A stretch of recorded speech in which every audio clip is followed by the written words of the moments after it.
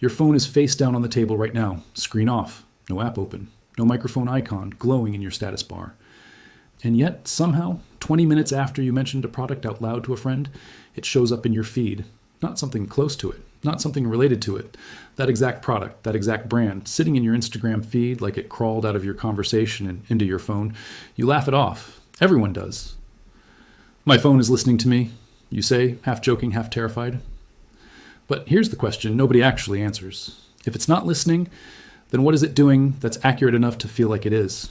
For years, this has been the most repeated tech conspiracy on the internet. And for years, security researchers have been quietly proving it wrong. Not because they trust Facebook or Google, not because they're naive, but because they actually opened the phones up and looked. And what they found wasn't a hidden microphone secretly streaming your conversations to a server somewhere. What they found was something else. Something that doesn't need to hear a single word you say to know exactly what you want, what you fear, who you love, and what you're about to buy. Read that again. It doesn't need to hear you, and that should worry you more, not less. Let's start with what actually happened when people stopped guessing and started testing. Researchers at Northeastern University ran one of the largest studies of its kind, analyzing over 17,000 of the most popular Android apps. They built automated systems that interacted with these apps exactly the way a real user would. Tapping, scrolling, granting permissions, simulating real conversations near the device's microphone. They were hunting for one specific thing. Any app secretly activating the microphone and sending audio data back to a server without the user's knowledge. Across 17,000 apps tested under controlled conditions, they found zero evidence of this happening. Not almost none. Zero. But here's where it gets worse, not better. Because what they did find was a different kind of surveillance, one that doesn't need audio at all. They found apps taking screenshots of what was on your screen and sending them to third parties without clear disclosure. They found apps recording your screen during sessions and shipping that data to analytics companies. They found a tangled web of permissions being exploited in ways most users never consciously approved. The microphone wasn't the threat. The phone itself was the threat in ways far more invisible than a recording you could at least imagine someone listening to. Think about what that means. A hidden microphone is a problem you can picture, someone listening somewhere to your voice. It's almost comforting in its simplicity because at least you know the shape of the threat. What's actually happening has no shape at all. It's distributed. It's automated. It's running across hundreds of companies you've never heard of, each holding a tiny fragment of you, and none of them needing your voice to assemble a picture so complete it might as well be a transcript of your life. So if it's not the microphone, what is it? This is where the real story begins, and it starts with something most people don't think about even once: the advertising identifier. Every smartphone, iPhone or Android, has a unique string of numbers and letters assigned to it. On Android, it's called the guide. On Apple devices, it's the IDFA. This identifier isn't your name, it's not your phone number. But it doesn't need to be because it follows you everywhere, silently, app to app, and acts as a single thread that ties together everything you do on your device. Every app you download, with your permission buried somewhere in a terms and conditions screen you scrolled past in 2 seconds, can read this identifier and report your activity back to advertising networks. According to informed analysis from privacy researchers and journalists at Vice's Motherboard, this identifier is the backbone of an industry most people don't even know exists: data brokers. These are companies that don't make apps, don't sell products to consumers, and have no public-facing brand most people would recognize. Their entire business is buying, combining, and reselling behavioral data harvested from your phone. They know which apps you've installed. They know where you go because your phone's GPS pings location data constantly, even to apps that have no logical reason to need it. A flashlight app, a calculator, a simple game. They know who you're near because Bluetooth and Wi-Fi scanning can detect other devices in physical proximity to yours, which means they can infer who you spend time with, even without your contacts list. And this is where everything changes, because once you understand how granular this data actually is, the coincidence of targeted ads stops looking like a coincidence at all. Imagine this. You walk into a furniture store, your phone's location data registers the visit. Your Bluetooth, scanning quietly in the background, picks up signals from in-store beacons many retailers now install specifically for this purpose. That data gets logged, time-stamped, and tied to your advertising ID.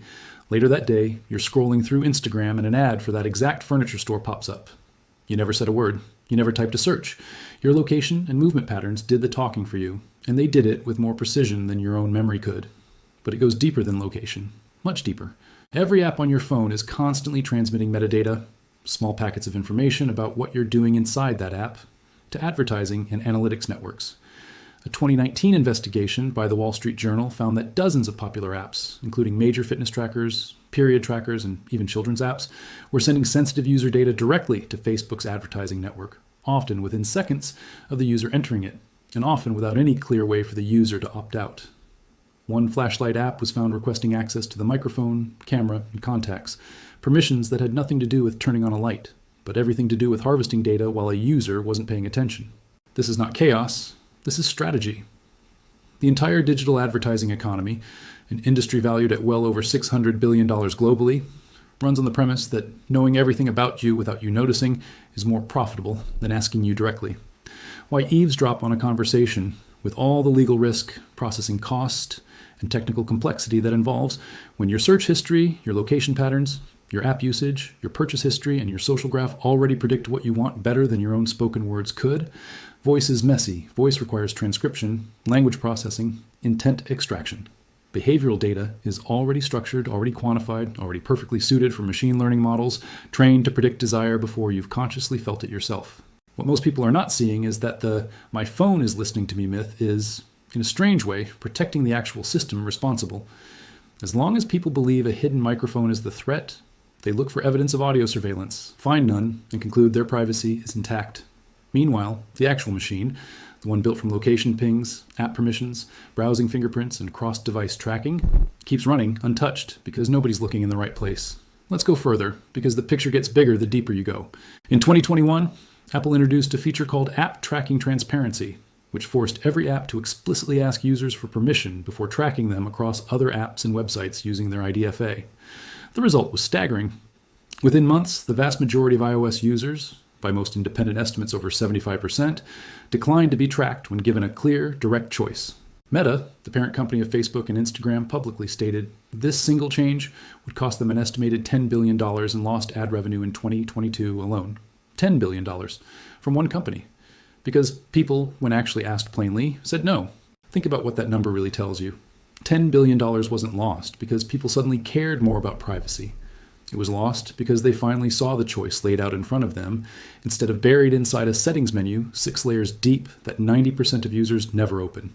The system wasn't relying on consent, it was relying on friction, on the fact that most people won't go looking for an off switch they don't know exists. And here's the part that should genuinely unsettle you. Apple's change only affected tracking across apps using the IDFA. It did almost nothing to stop location-based tracking, Bluetooth beacon tracking, Wi-Fi-based device fingerprinting, or the dozens of other methods data brokers use that don't rely on that one identifier at all. Companies adapted almost immediately. Instead of relying on a single ID that users could now block, they shifted toward what's called probabilistic tracking, using combinations of device type, screen resolution, battery level, installed fonts, time zone, and connection patterns to build a unique fingerprint of your device that doesn't require your permission at all, because technically, no single piece of that data is considered personally identifying on its own. This is where the system stops looking like an industry and starts looking like an arms race.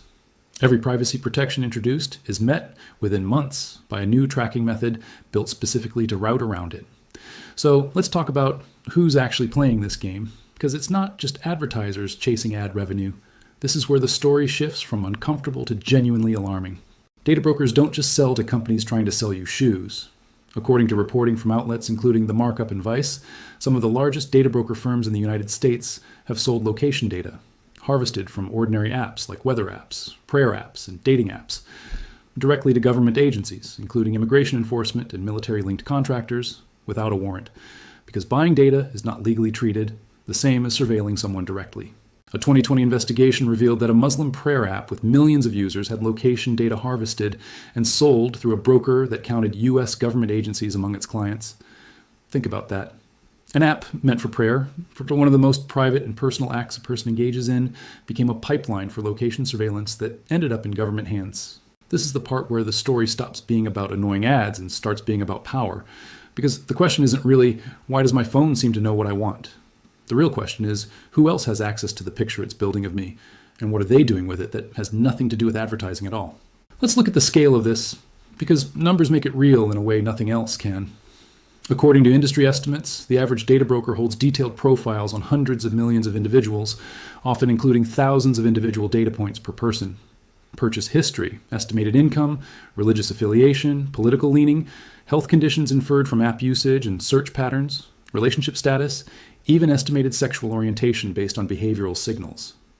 None of this required a microphone. All of it was built from permissions you granted, mostly without reading, mostly without understanding what you were agreeing to. And this is where everything changes again.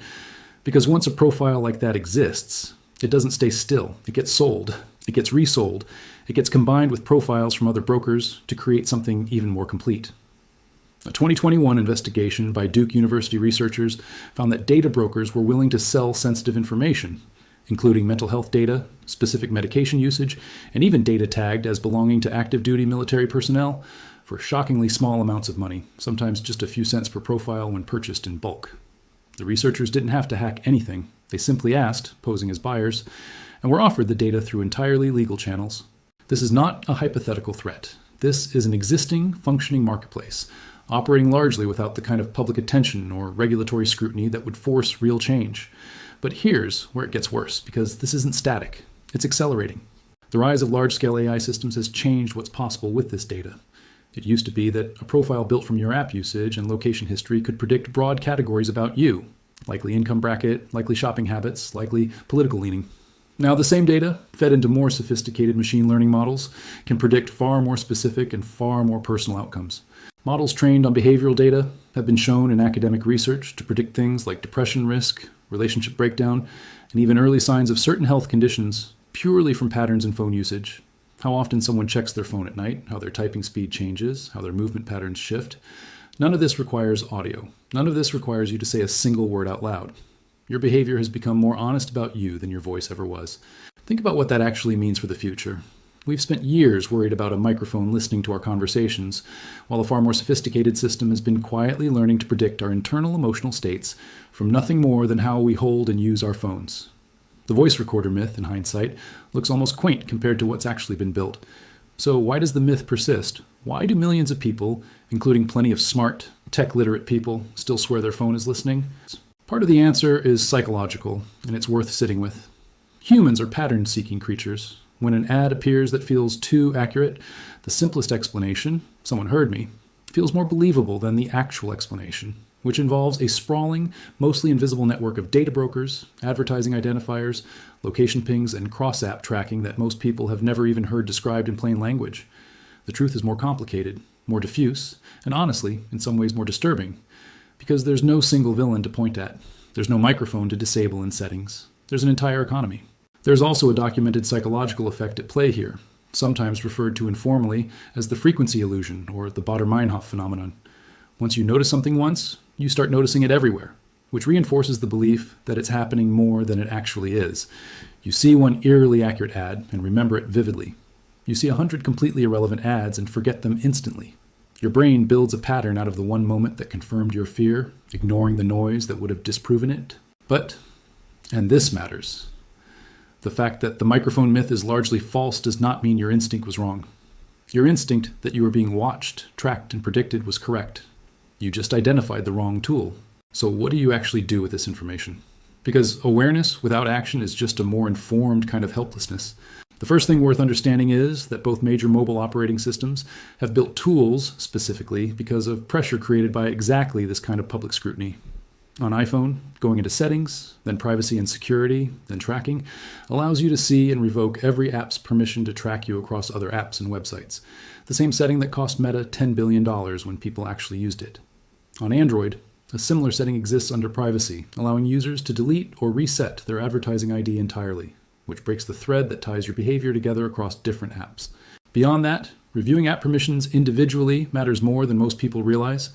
A simple flashlight app, a calculator, a basic game, none of these have any functional reason to access your microphone, your contacts, or your precise location. Yet, studies have repeatedly found these exact categories of apps requesting exactly those permissions. Going into your phone's settings and manually reviewing which apps have access to your microphone, location, and contacts, then revoking anything that doesn't make logical sense for that app's function, closes off entire pathways of data collection that have nothing to do with audio at all. There's also the matter of background app, refresh, and location permissions specifically. Most phones now allow you to set location access to only while using the app instead of always, which prevents apps from tracking your movements when you're not even actively using them, a setting that, according to multiple privacy audits, the vast majority of users never bother to change from the default. None of this makes you invisible. Let's be honest about that, because overpromising here would be its own kind of dishonesty. Data brokers will still exist. Cross-device fingerprinting will still happen. The advertising economy built on behavioral prediction isn't going to dismantle itself because a few million people tightened their settings. But here's where it gets worse before it gets better, because the next phase of this story isn't even about phones anymore. It's about everything else that started listening, sometimes literally, in ways far less regulated than your phone ever was. Smart speakers, smart TVs, and connected home devices have already been caught in documented cases, recording audio clips and sending them to third-party contractors for quality review without users fully understanding that a real human being might listen to a clip of them talking in their own living room. Amazon was investigated and fined by the Federal Trade Commission in 2023 for retaining children's voice recordings from Alexa devices far longer than disclosed, and for failing to delete that data even after parents requested it. This wasn't a conspiracy theory. This wasn't a myth debunked by researchers. This was confirmed, documented, and penalized. So the irony is almost unbearable when you sit with it. The device most people fear, the phone in their pocket, has been investigated repeatedly and found, overwhelmingly, not to be secretly recording conversations. Meanwhile, the devices people invited into their homes specifically to listen, smart speakers, voice assistants, have been caught doing exactly what the phone was wrongly accused of, and in some cases, doing it to children. What does that tell you about where the actual danger has been hiding this entire time? Not in the device you suspected, in the one you trusted. And this is where the future becomes genuinely uncertain, because the trajectory isn't slowing down. AI-powered assistants are being integrated directly into operating systems now, with permissions that go far beyond anything a simple app could request.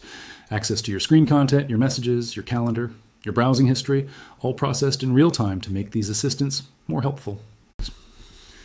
Every step toward convenience has historically come paired with a step toward deeper data access, and there's no indication that pattern is about to reverse. The question stops being whether your phone is listening and starts becoming something much harder to answer. As these systems become more integrated, more predictive, and more autonomous, what does privacy even mean anymore when the device doesn't need to hear you to know you? Maybe the real unsettling truth isn't that your phone has a hidden microphone secretly recording you. Maybe it's that it doesn't need one.